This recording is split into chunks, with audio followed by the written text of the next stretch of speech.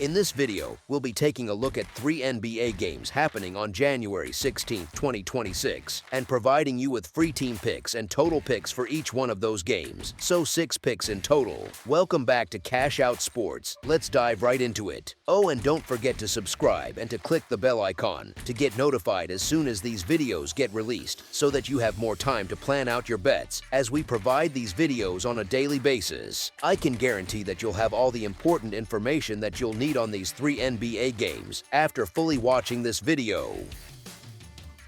One more thing before we start, if you would like to gain access to our best exclusive sports picks to take your journey to the next level, then check out our Patreon in the link down below, where we offer our best single picks, parlay picks, and much more. Now let's get started. Cleveland Cavaliers versus Philadelphia 76ers. The Philadelphia 76ers host the Cleveland Cavaliers again on Friday night in Philadelphia, just 2 days after that one-sided meeting. Both teams come in with almost mirrored recent form, which is part of what makes this rematch interesting.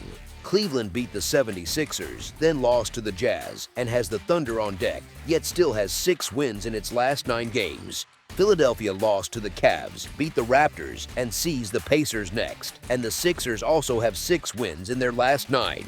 So you have 2 teams with similar short-term momentum, but very different vibes right now. From a personnel angle, Cleveland is still dealing with a long injury sheet. They are missing Max Strus, Darius Garland, Sam Merrill, and Dean Wade, which leaves a lot of playmaking and shooting on the sideline. For the 76ers, Dominic Barlow is listed as questionable, so the home side is watching his status but is otherwise closer to whole. The big issue for the Cavs is that Garland's absence hurts the most in this matchup because he was such a key part of the earlier win over Philadelphia in this spot. When that kind of primary ball handler is not available, it shifts a lot of weight onto one star and the surrounding role players. Cleveland will try to finish the job on Friday, going for a quick 2-game sweep just 48 hours after that dominant 133-107 win. And the lead stretched to 30 points in that game at one stage, which really shows how thoroughly the Cavaliers controlled things. The question now is simple: can they do it again, or at least keep this one in their grip long enough to cover? Donovan Mitchell clearly believes they can, and his recent history backs up the confidence. He has gone for more than 30 points in 3 straight meetings with Philadelphia. The Cavaliers have won 6 of their last 9 overall, and they are 5-1 straight up in their last 6 against the 76ers, which is not a small sample for a matchup trend. On the other side, the Sixers had a rough night almost across the board on Wednesday. Tyrese Maxey struggled badly, finishing with just 14 points on 5 for 16 shooting, which is the kind of line that stalls an offense built around a 2-man engine. Joel Embiid ended up as the team's leading scorer with 20 points, which is a bit underwhelming for him and highlights how flat the whole unit looked. Philadelphia was outplayed in all the basic effort categories too, with Cleveland posting 19 more assists and 10 more rebounds in that clash. Those gaps simply have to shrink if the Sixers want a different outcome, yet with a semi-limited Embiid in the paint, you really have to wonder how consistently they can keep a player like Mitchell in check when he is averaging over 39 points per game across the last 3 meetings. Now, teams often respond after a blowout loss, especially in these so-called baseball-style back-to-back matchups where you stay in the same city and play again right away. Emotional pride kicks in, rotations get tightened, and the team that just got embarrassed usually shows more fight. Even with that pattern in mind, the lean here still goes toward Cleveland. It feels like this is their game to lose. It is unlikely they run away by 30 again, because blowouts of that size are tough to repeat, but the inside-out game driven by Mitchell, supported by the remaining Cavs backcourt pieces, still looks like it gives them the edge against the 76ers guards over 4 quarters. As our first pick for this matchup, the Cleveland Cavaliers to cover the spread as underdogs is our full game side pick. The Cavaliers are averaging 120.1 points per game on 47.2% shooting from the field. They are allowing 117.5 points on 46.6% shooting, so their games tend to be relatively high scoring, but not wild track meets. Cleveland is hitting 35.7% of its three-pointers and 78.2% from the free throw line.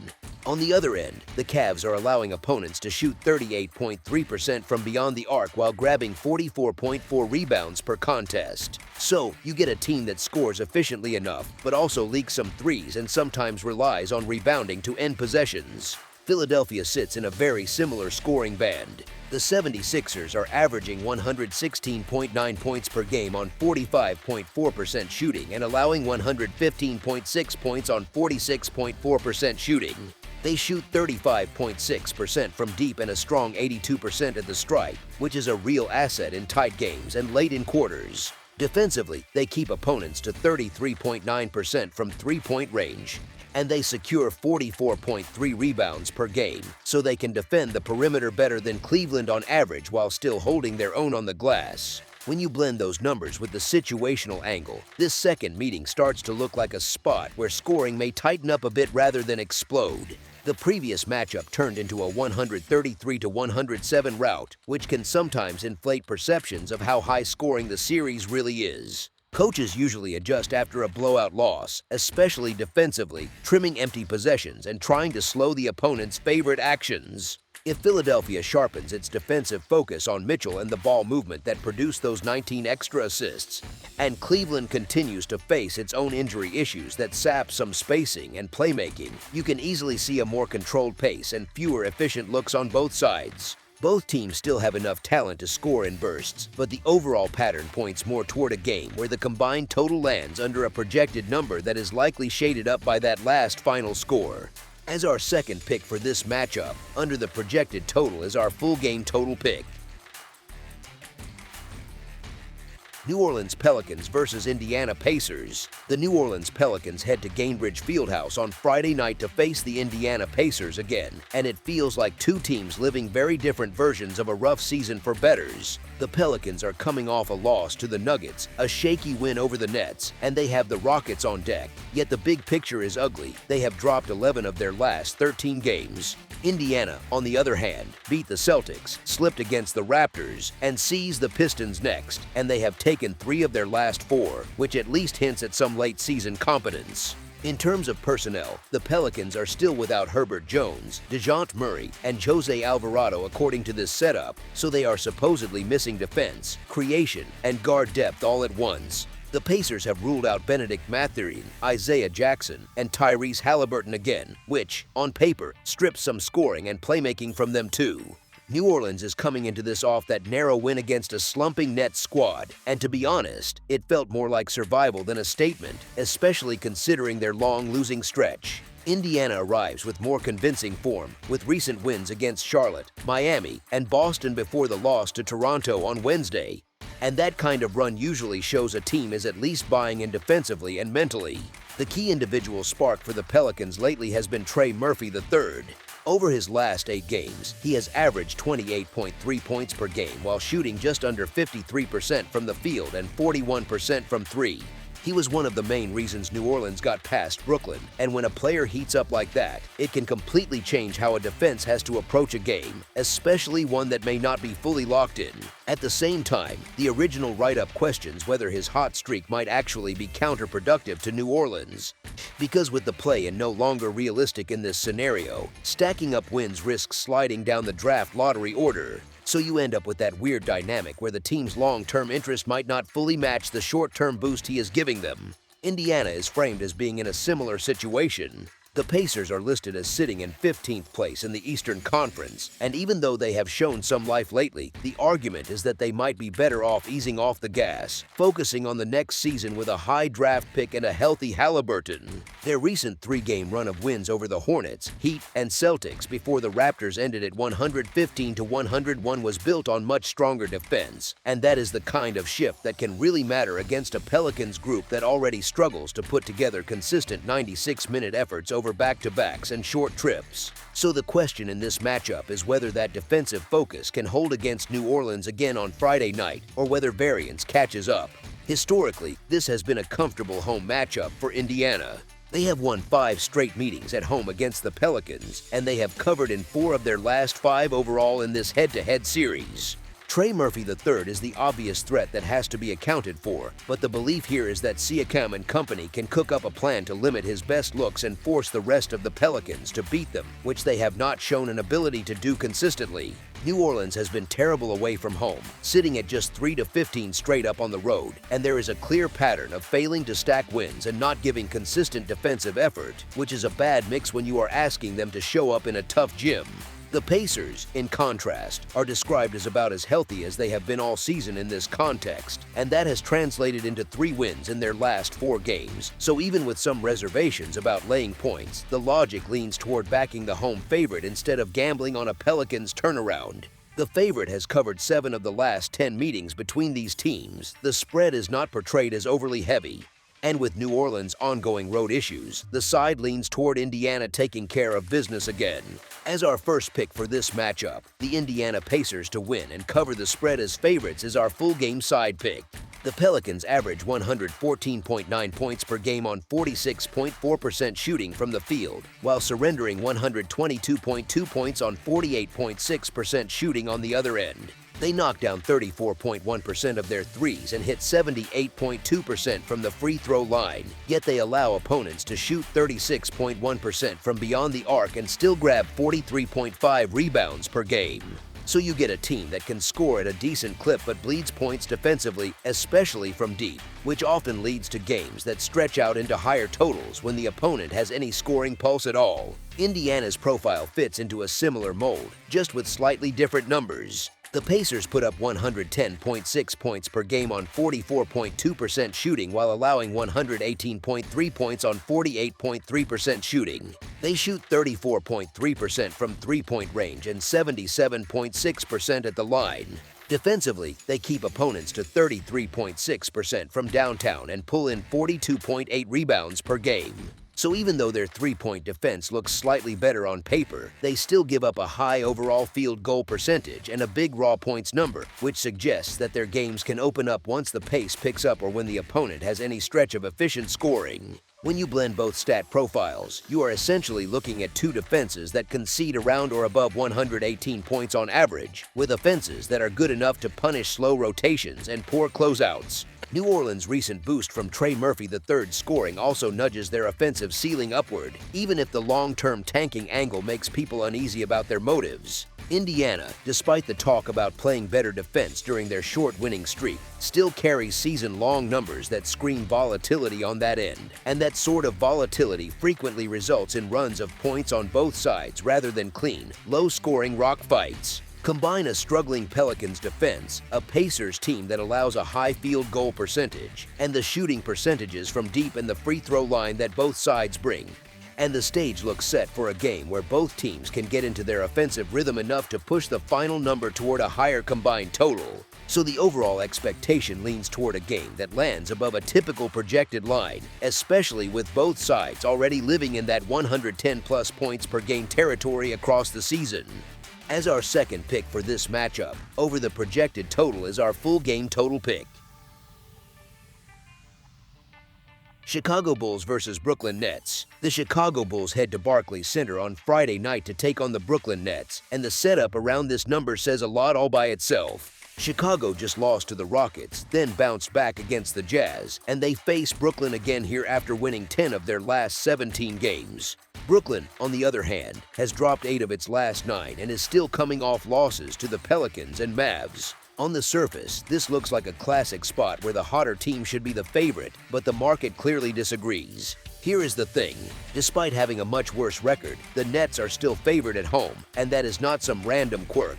That is a price that suggests the focus is more on how these teams are playing right now and how they match up, rather than a strict season-long power rating.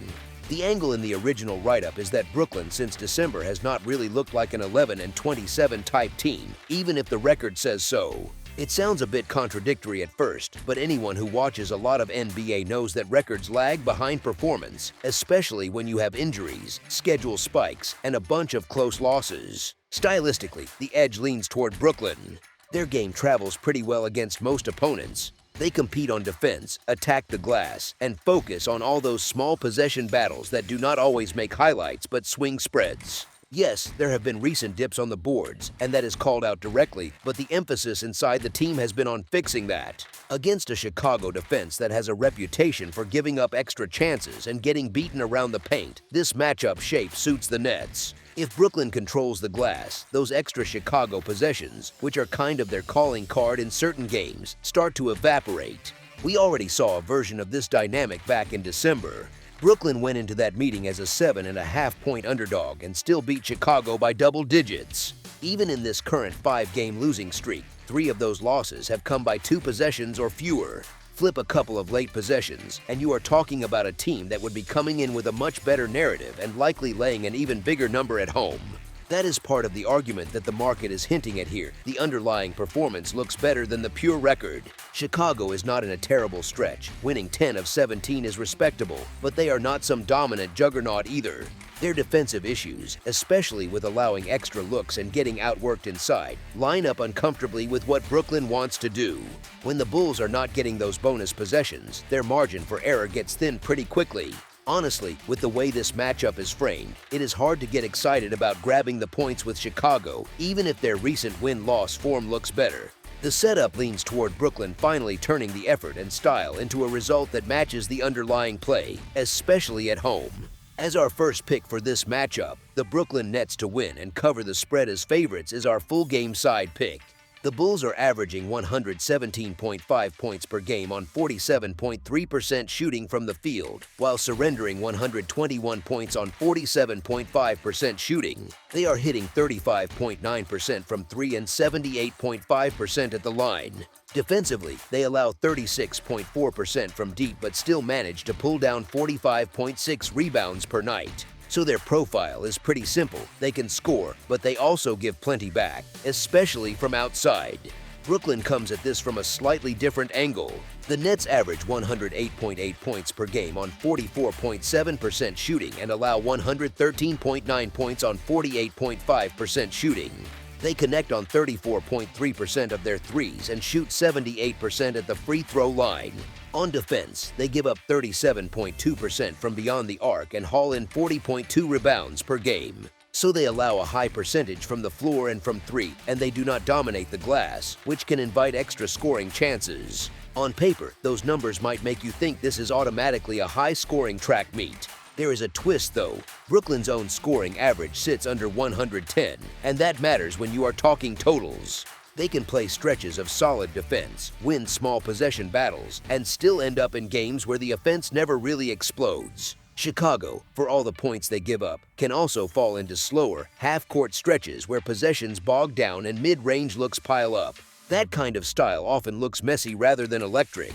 If Brooklyn leans into its defensive edge and rebounding focus, the pace can slow down just enough to drag the total away from the very top end of expectations.